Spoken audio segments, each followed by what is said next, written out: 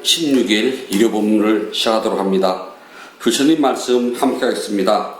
수다니빠따 마가의경 11번 개송입니다. 탐욕과 성냄과 어리석음을 버리고 번뇌를 부수고 청정한 삶을 사는 사람들, 올바를 때 그들에게 공양물을 바치십시오. 공덕을 구하는 브라만들은 그들에게 공양하십시오. 탐욕과 성냄과 어리석음을 버리고 번뇌를 부수고 청정한 삶을 사는 사람들, 올바를 때 그들에게 공양물을 바치십시오. 공덕을 구하는 브라만은 그들에게 공양하십시오. 탐욕과 성냄과 어리석음을 버리고 번뇌를 부수고 청정한 삶을 사는 사람들, 올바를 때 그들에게 공양물을 바치십시오. 공덕을 구하는 브라만들은 그들에게 공양하십시오. 공양을 올리는 가장 좋은 대상은 누군가 하면은 바로 삼독 번뇌로부터 완전한 자유를 얻은 수행자들하고 부처님께서 거듭 말씀하시는 겁니다. 사람들이 무슨 일을 하려고 할 때는 먼저 그 일을 어떻게 해야 될지 생각을 한답니다. 저 일의 시작은 어디서 어떻게 시작이 될지, 연장을 쓸 것 같으면 어떤 연장을 써야 할지, 마무리를 어떤 식으로 해야 될지, 그리고 저 일을 하다 보면은 이렇게 일이 될 거야 라고 일을 대충 머릿속에서 어떻게 일이 진행될 것인가를 생각을 하고 또 진행되는 과정과 마무리를 생각하게 된답니다. 이렇게 일을 생각하고서 일을 해야지만이 일이 번다하지 않고 일이 좀 쉽게 끝나는데, 생각 없이 일을 하게 되면은 일은 번다해지고 잘 마무리도 안 돼요. 이렇게 일을 시작할 때와 일을 진행하는 과정과 일을 마무리하는 이 과정을 잘 아는 사람 보고 우리는 일머리가 있다 그래요. 일머리가 있고 없고 차이가, 아무리 손이 빨라도 일머리가 없으면은 헛수고가 많고요. 일머리는 있는데 손이 느리면은 일이 더뎌지거든요. 그래서 손도 빠르고 일머리 있으면 제일 좋답니다. 예를 들어서 밥을 해 먹습니다. 밥을 할 때에 반찬을 준비를 해요. 그때 내가 무슨 반찬을 해서 먹을까를 생각을 하고 난 다음에 그 재료 준비를 먼저 해야 된답니다. 여기에는 이 반찬을 하는 데는 이러이러한 재료가 들어가고 양념은 이런 것이 들어갈 거야. 그래서 재료를 손질하고 양념 준비를 해놓고, 그리고 나서 먼저 해야 될 반찬, 나중에 해야 될 반찬을 잘 생각을 한답니다. 그리고 나서 반찬을 만들기 시작하면은 일도 번다하지 않고 반찬 만드는 것이 그렇게 힘들지도 않아요. 근데 그것 없이 아무 생각 없이 이 반찬 하나 만들고 저 반찬 하나 만들면은 재료를 준비하고 양념을 준비를 하고 뭐 이것저것 하는 데에 손이 걸려가지고 당연히 반찬 만드는 시간이 길고, 그리고 해도 별로 성과도 없는 것처럼 보이고 그렇게 되거든요. 그래서 음식을 잘하는 사람은 자기가 무엇을 만들 것인가를 반찬 생각을 하고, 그리고 난 다음에 거기에 들어가는 재료를 손질하고 양념을 준비한 다음에 어느 반찬을 먼저 할까, 다시 말해 좀 식어도 괜찮은지 따뜻할 때 뭐가 될 것인지를 생각하고 난 다음에 이제 시작을 한답니다. 그렇게 하면서 나오는 빈 그릇들을 바로바로 설거지도 해서 엎어놓고 또 반찬도 만들고 하면은 나중에 밥을 먹고 나면은 자기 밥 먹은 밥그릇 외에는 달리 설거지할 것도 없어요. 이렇게 일을 할 때 일머리는 일의 내용, 방법, 절차 등의 중요한 줄거리를 알고 있는 사람을 보고서 우리는 뭐라냐면 일머리가 있다 그래요. 그래서 일을 시키는 사람이 일머리를 알고서 있기 때문에 일을 시키면 일을 하는 사람도 힘이 덜 들어요. 근데 일머리를 모르는 사람이 일을 시키면 성질만 낸답니다. 일이 속도가 안 나니까요.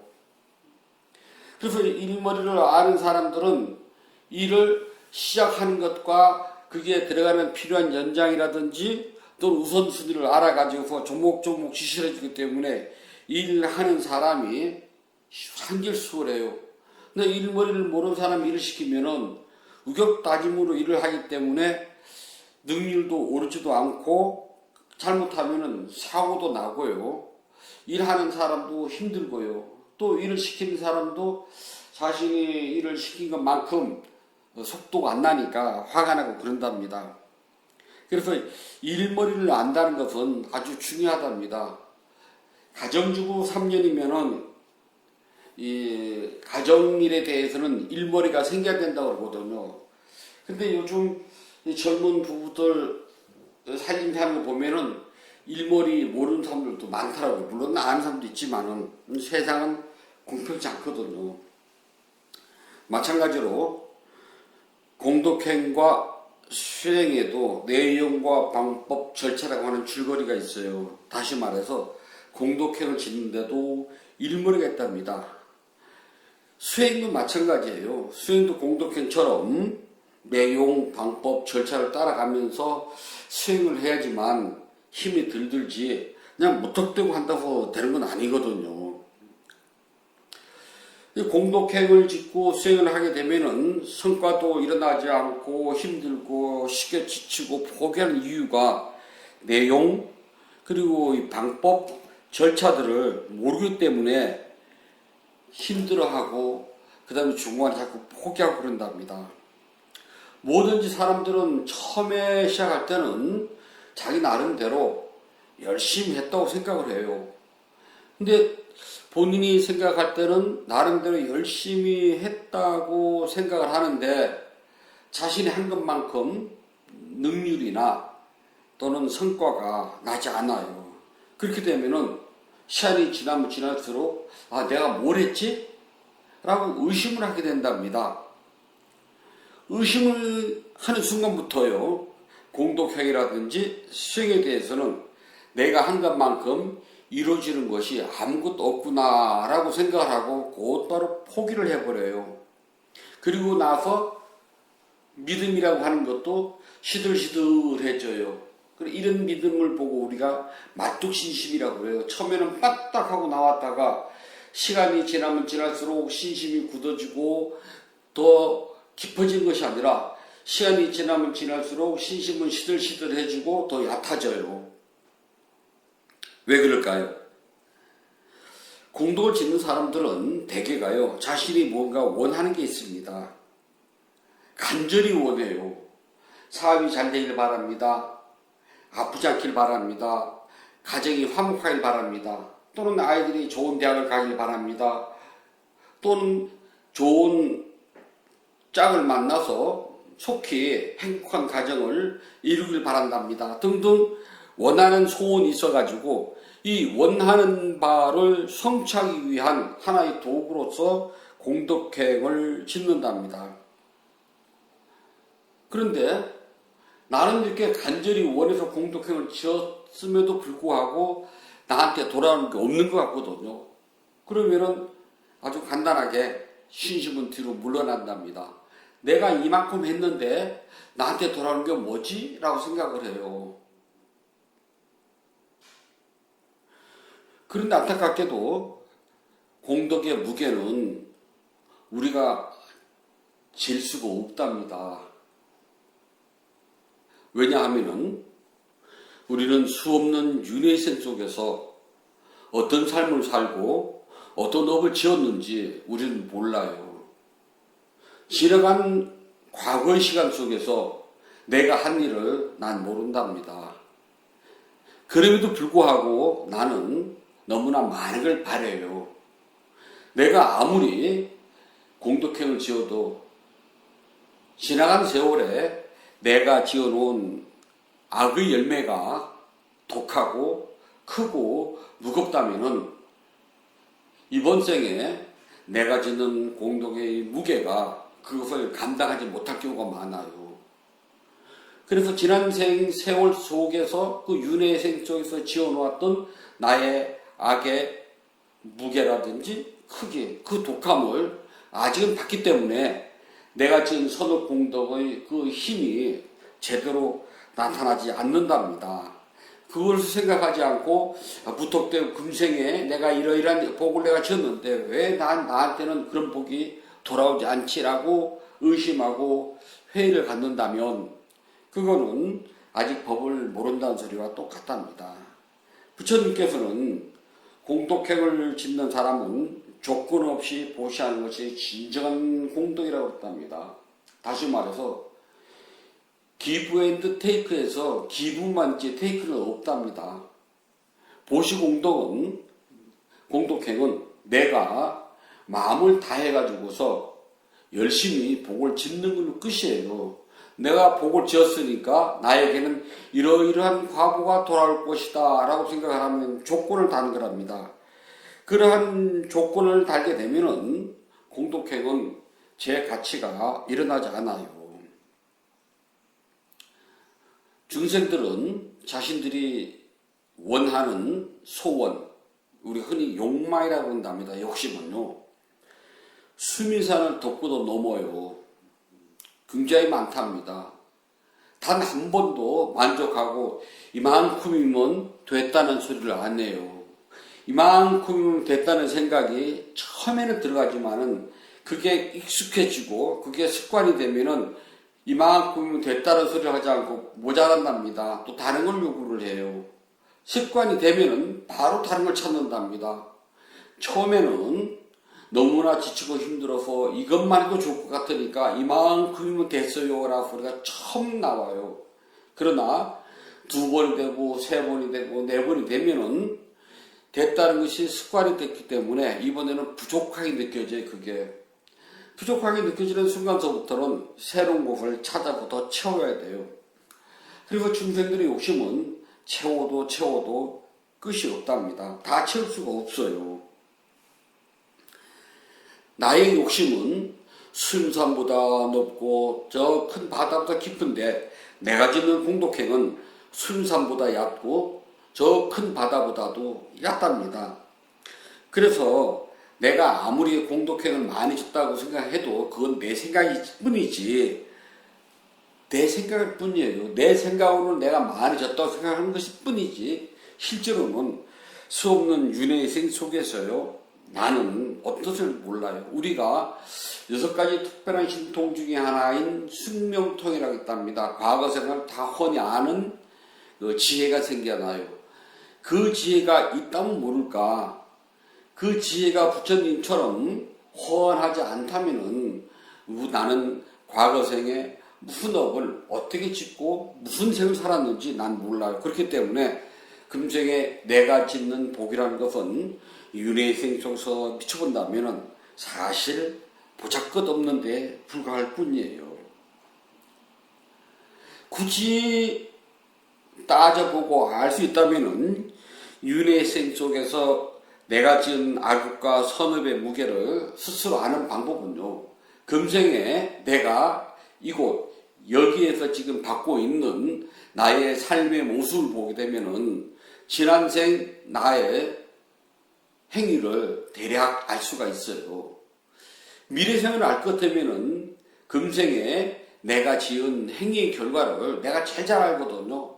세상 사람을 다 속이고 천하를 속인다 하더라도 자기는 못 속이거든요. 자기가 자기를 속이지 말고 자신을 정직하게 바라보게 되면은 내가 다음 생에 받아야 할 나의 업이 살살 보인답니다.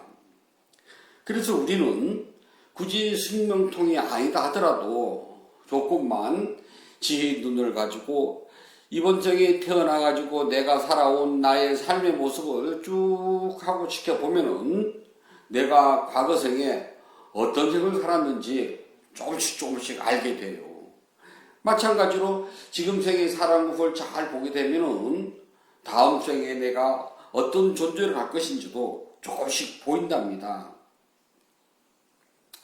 그렇다면은 조건 없이 복 짓는 것이 정말 바쁘지 무엇을 요구할 만한 게 없답니다.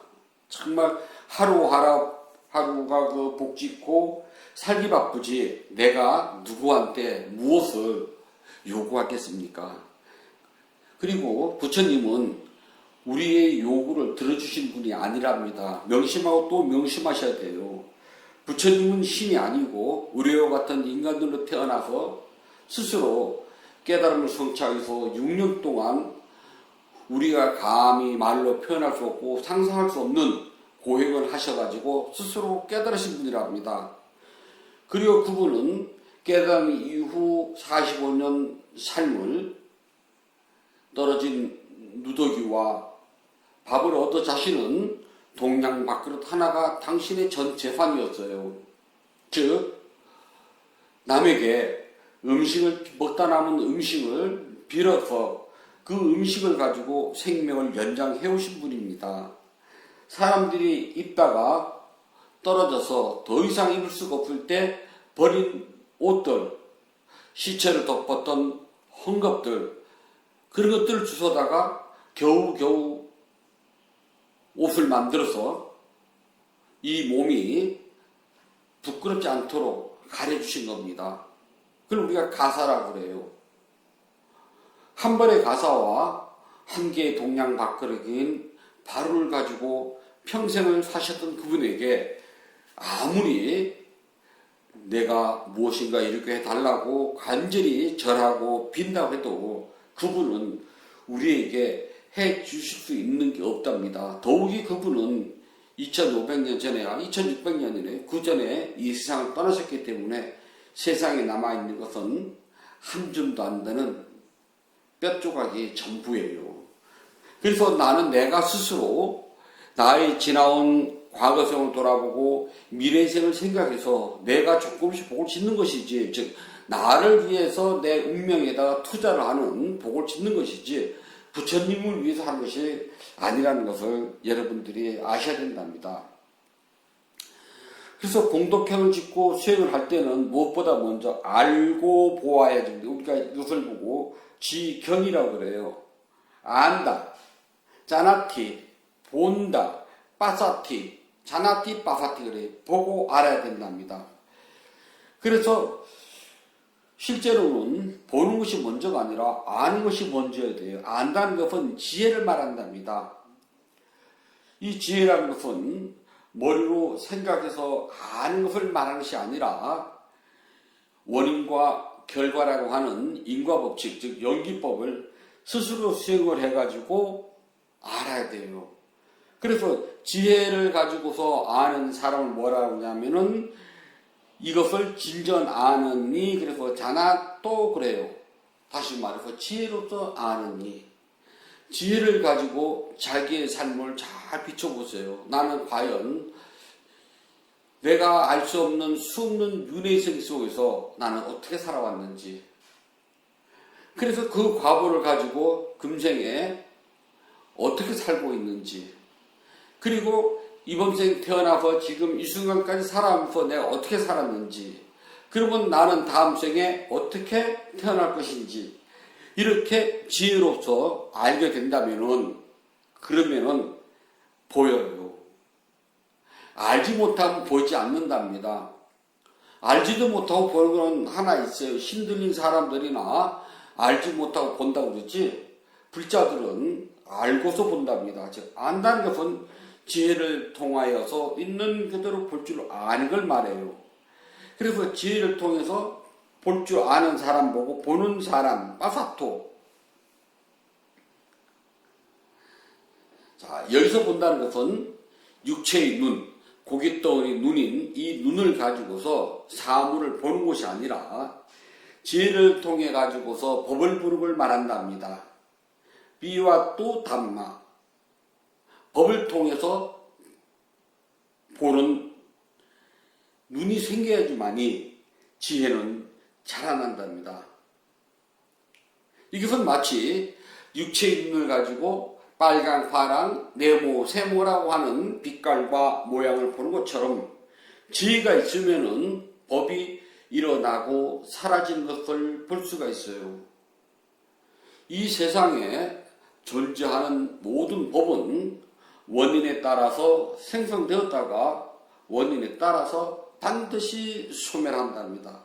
이것을 우리는 생성과 소멸의 법칙, 또는 원인과 결과의 법칙, 또는 이것이 있으므로 저것이 있고 이것이 사라지면 저것이 사라진다는 연기법이라고 한답니다.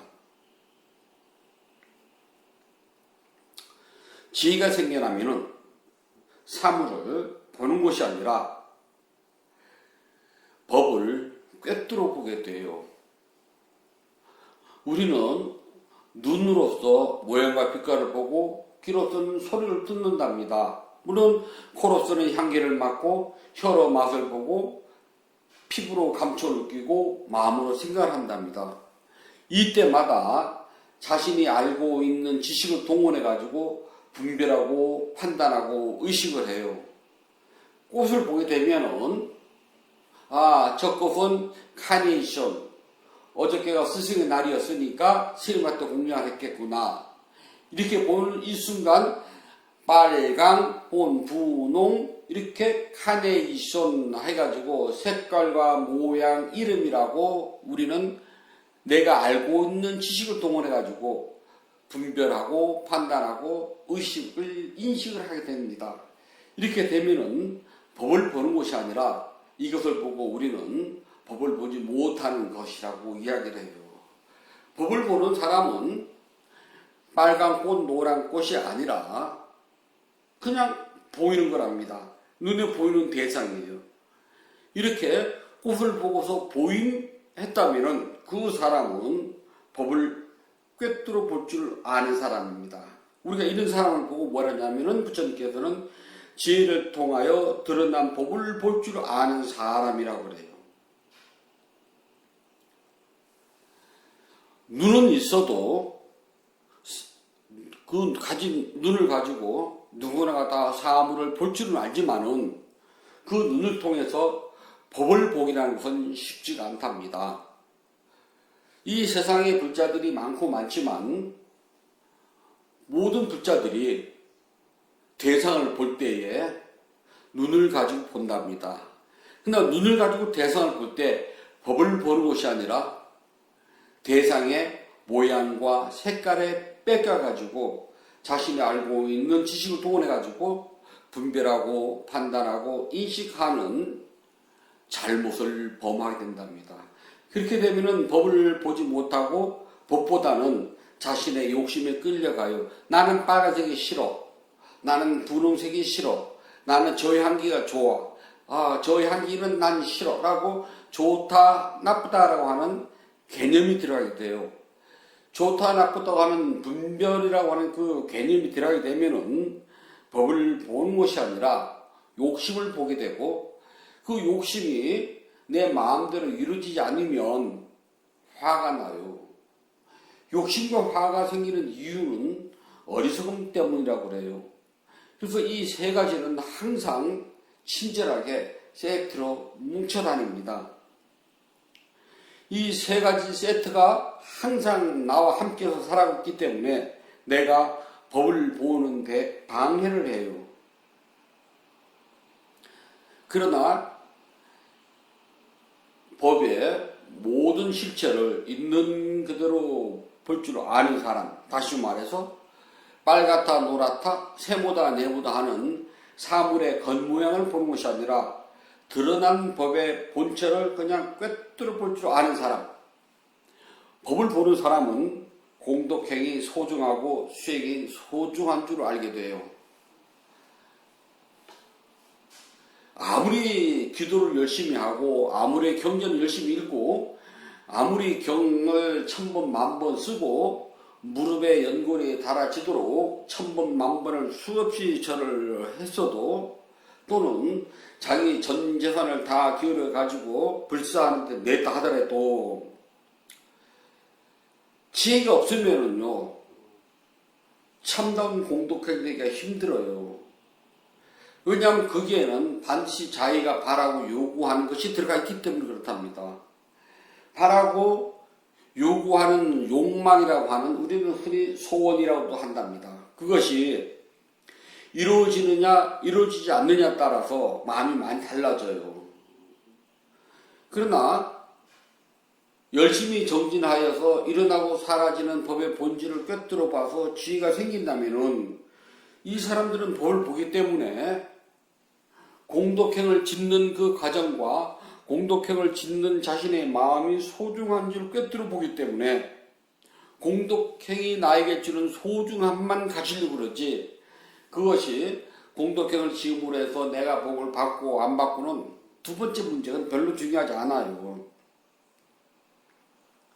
이렇게 복을 보는 사람은 공덕행이 몹시 소중하답니다. 공덕행이 소중하다고 생각하는 사람이야말로 수행이 고귀한 줄 알게 돼요. 왜냐하면은 고귀한 수행에서의 그 힘을 얻지 못하면 공덕행의 소중함을 느끼지 못해요.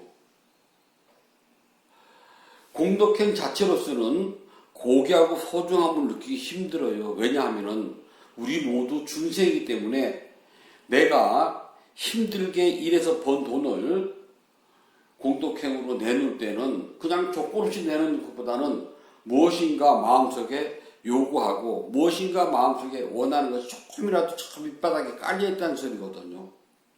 근데 그런 것도 없이 그냥 아무 조건 없이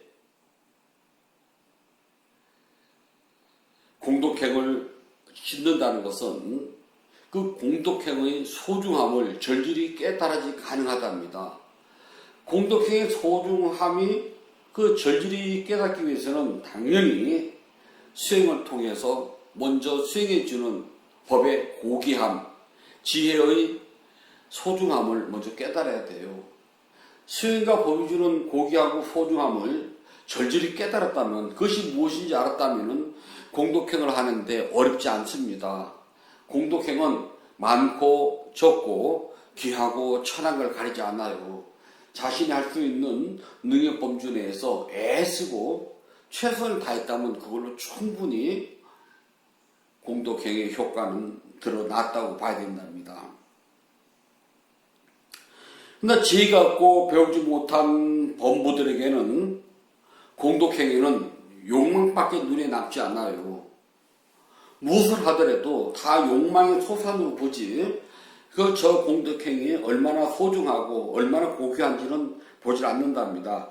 저 기도를 해서, 저 공덕행을 지어서, 저 법사에 동참해서 나에게 무슨 이익이 있을 것인지, 그 이익이 세상의 욕망의 이익이 아니라 나에게 주는 이익이 바로 이것입니다.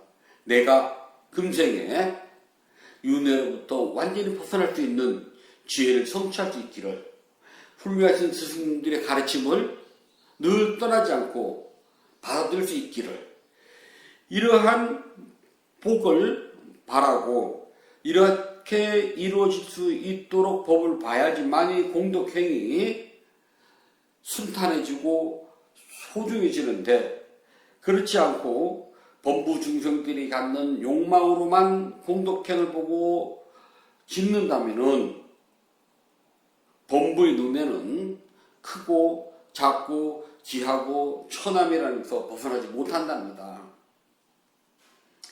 그렇다면은 범부의 눈에 보이는 크고 작고 귀하고 천하고 하는 이 가림, 우리가 나누고 따지고 분석하는 인식하는 작용 속에 들어가게 되면은 나에게 들어올 대가도 딱 그만큼이에요. 귀하고 천하고 작고 그거밖에 더 있겠어요.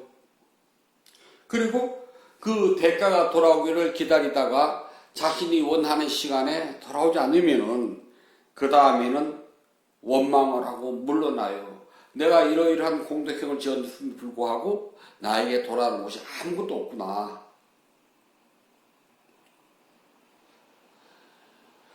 농부가 벽실을 뿌리고 다시 그것을 모내기를 해서 벼로 수확을 해서 정문소에 들어가서 잘 쪄가지고 쌀이 내 입으로 들어가 밥이 되려면은요, 오늘 모판 만들어가지고 벽시 뿌렸다 그래가지고서요, 내일 그 벽시가 자라서 내 입으로 들어오지 않는답니다. 최소한 6개월은 기다려야지만이 그 벽시가 자라나서 내 입으로 들어와요.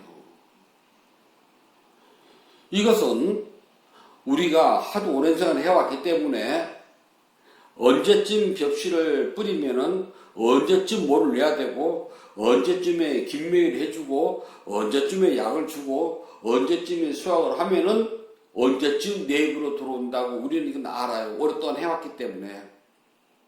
그리고 이것들은 눈에 보인답니다.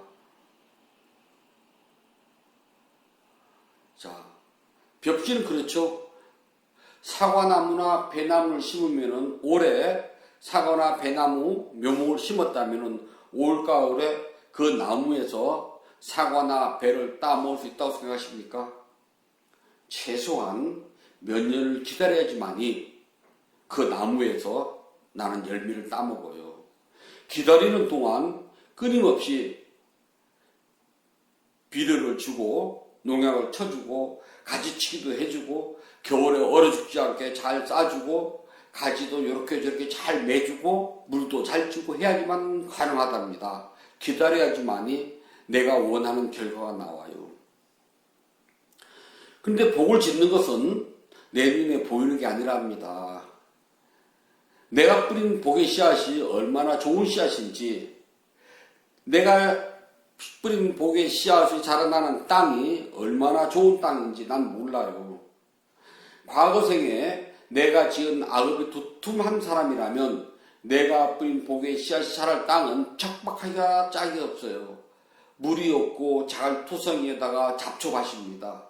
그런데다가 복의 씨앗을 뿌려서 그 복의 씨앗이 자라서 나한테 돌아올 때까지는 부단한 노력을 해야 된답니다.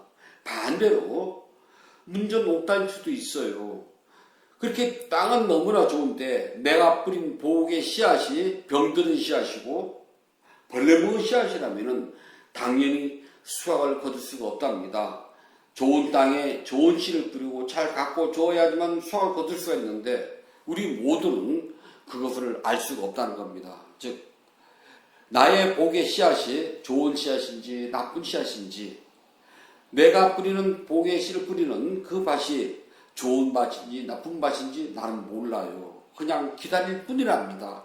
그런데 이 기다림이 하루 이틀이 아니고 한 생, 두 생, 내지는 몇 생이 될 수도 있어요. 그것을 금생에 지금 뿌려가지고 내일 모레 당장 복의 효과가 나타나기를 바란다면은 그건 잘못된 거랍니다. 이러한 이치를 생각하지 않고 오늘 복의 씨를 뿌렸다고 내일 수확하기를 거두고 내가 뿌린 복의 씨앗이 병든 씨앗인지 아니면 벌레 먹은 씨앗인지, 내가 씨를 뿌린 밭이 자갈투성이 모래밭 물도 없는 그런 밭인지를 생각하지도 않고 원망하고 탓하고 기다리지 못한다면은 당연히 엄만 더 보탤 뿐이에요. 지혜가 없는 사람은 법을 제대로 볼 수가 없답니다. 법을 모르기 때문에 스승을 가리는 눈이 없어요. 어떤 스승이 좋은 스승인가? 가장 좋은 스승은 부처님의 가르침을 바르게 해석해주고 나의 수행을 바른 길로 이끌어주고 내가 깨달음의 길을 들어갈 수 있도록 최선을 다해서 가르쳐 주시는 분이 가장 훌륭한 스승이랍니다. 수행은 부처님 말씀을 우리가 바로 알고 즉 이해를 하고 실천하는 것이지 개인적인 필요하지 않아요. 그런데 스승을 보는 눈이 없으면 이름과 포장에 따라가요. 스승을 알려면은 먼저 자신의 지혜가 열려야 됩니다. 내 지혜가 없으면 스승을 알질 못해요. 스승은 내가 눈 뜬 것만큼 스승이 보이고 내가 아는 것만큼 스승이 보인답니다. 아무리 훌륭한 스승이라도 내 지혜가 없으면 옆에 모시고 살아도 돌멩이와 같이 사는 것 똑같아요. 나는 스승을 알아보는 힘이 없거든요. 내 지혜 눈이 밝으면 천리 만리 떨어져 있어도 스승이 있는 곳을 가까이 가게 된답니다. 지혜가 없으면 손바닥에 보물을 저어줘도 몰라요. 어부내기 3년 찾는다고 그러잖아요. 지혜가 있으면 굳이 손바닥에다 저어주지 않아도 길에 떨어진 보석을 눈으로 보고 바로 찾아간답니다. 일머리가 있으면 일하기가 쉬워요. 일머리가 없으면 일하기가 어렵답니다. 일머리 있는 사람이 일을 시키면 그 일을 하는 사람도 일이 쉬워요. 왜냐하면 일머리를 아는 사람이 일의 시작과 진행 과정 끝, 경우에 따라서는 필요한 도구를 사용하는 것까지 가르치기 때문에 빠르답니다. 근데 일머리를 모르면 일이 느리고, 일머리를 모르는 사람이 일을 시키면 자칫하면 사고도 나고 서로가 짜증이 나고 화를 나게 돼요. 마찬가지로 불자들이 공덕행과 수행이 무엇이라는 것을 바르게 알고 법을 보게 된다면 공덕행 짓는 것도 쉽고 수행도 쉽답니다. 그러나 지혜가 없으면 공덕행 짓는 것도 어렵고 수행은 더더욱이 어려워요. 그래서 불자들에게는 먼저 아는 것이 중요하답니다. 이 말을 요즘 말 하게 되면은 법문 듣는 게 중요해요. 불자들에게 단마의 공도 몹시 귀중해요. 법문 시간은 이연설을 이야기하고 옛날 이야기나 하고 그냥 복 짓고 복 받는 이야기가 아니라 부처님의 법을 바로 알고 마음을 일으켜서 공덕행을 짓는데 수수한 마음을 일으키고 수행을 하는데 고귀한 마음이 일어나서 반드시 깨달음을 성취할 수 있도록 이끌어주는 것이 법문의 요체랍니다. 그래서 법문을 자주 듣고 깊이 생각을 해야지만이 알게 돼요. 그러니까 자신이 알아야지만이 그 다음에 법이 보이고 스승을 볼 수 있는 눈이 생긴답니다. 알고 본다는 것 몹시 소중하답니다. 알지 못하면 보지도 않아요. 우리 시장 가면 그러잖아요. 물건 아는 것만큼 보인다고요. 맨날 본보리 개떡을 먹던 사람들은 흰쌀떡 몰라요. 보리개떡만 알지. 그러나 쌀떡도 먹어보고 그 쌀떡에다가 조청도 찍어 먹어보고 그 쌀떡에다가 꿀도 찍어 먹어본 사람은 떡맛을 더 잘한답니다. 본보리 개떡만 먹던 사람들은 자신이 아는 것은 본보리 개떡밖에 없기 때문에 다른 떡에 있는지도 모르고 봐도 몰라요. 그러나 이런저런 떡을 많이 먹어본 사람에게는 떡이 무엇인지 알기 때문에 떡을 보는 눈이 있고 떡을 고르는 눈이 생긴답니다. 우리가 이것을 보고 지혜와 공덕이 있는 것과 똑같다 그래요. 지혜와 공덕이 생기지 않으면 공덕행 짓는 것도 정말 힘들고 수행하는 것은 더더욱이 힘들답니다. 불자들이 공덕행을 짓는 것은 동참하기가 그나마 쉬운데 수행을 하려면 그 수행을 따라 함께 한다는 것은 어려워요. 하기가 힘들어요. 왜냐하면 몸도 마음도 힘들기 때문에 안 하려고 그러거든요. 하지만 하셔야 된답니다. 수행을 해야지만이 윤회의 세계로부터 벗어나서 완전한 자유, 해탈, 해방, 평화, 행복을 얻게 된답니다. 이런 수행에 가장 큰 도움을 주는 것은 공덕행이에요. 그래서 공덕행이 무엇이고 수행이 무엇인가를 마치 일하는 사람이 일머리를 알듯 불자들 모두가 공덕행과 수행에 대한 이 방법이라든지 또는 순서라든지 이런 것들을 잘 알으셔가지고 금생에는 여러분 스스로가 공덕행을 짓고 수행을 하는데 물러나지 않도록 하십시오. 공덕행 수행 내용, 방법, 절차가 중요하니 이것을 잘 이해를 하고 반드시 실천하도록 하십시오. 부처님께서 말씀해 주셨습니다. 수단이빠따 마가의 경 12번 개송입니다. 허유나 독단을 지나지 않고 탐욕을 떠나 내 것이 없고 욕망을 떠난 사람들 올바를 때 그들에게 공양물을 바치십시오. 공덕을 구하는 브라마는 그들에게 공양하십시오. 허유나 독단을 지니지 않고 탐욕을 떠나 내 것이 없고 욕망을 떠난 사람들 올바를 때 그들에게 공양물을 바치십시오. 공덕을 구하는 브라마는 그들에게 공양하십시오. 허위나 독단을 지르지 않고 탐욕을 떠나 내 것이 없고 욕망을 떠난 사람들, 올바를 때 그들에게 공양물을 바치십시오. 공덕을 구하는 보라 많은 그들에게 공양하십시오.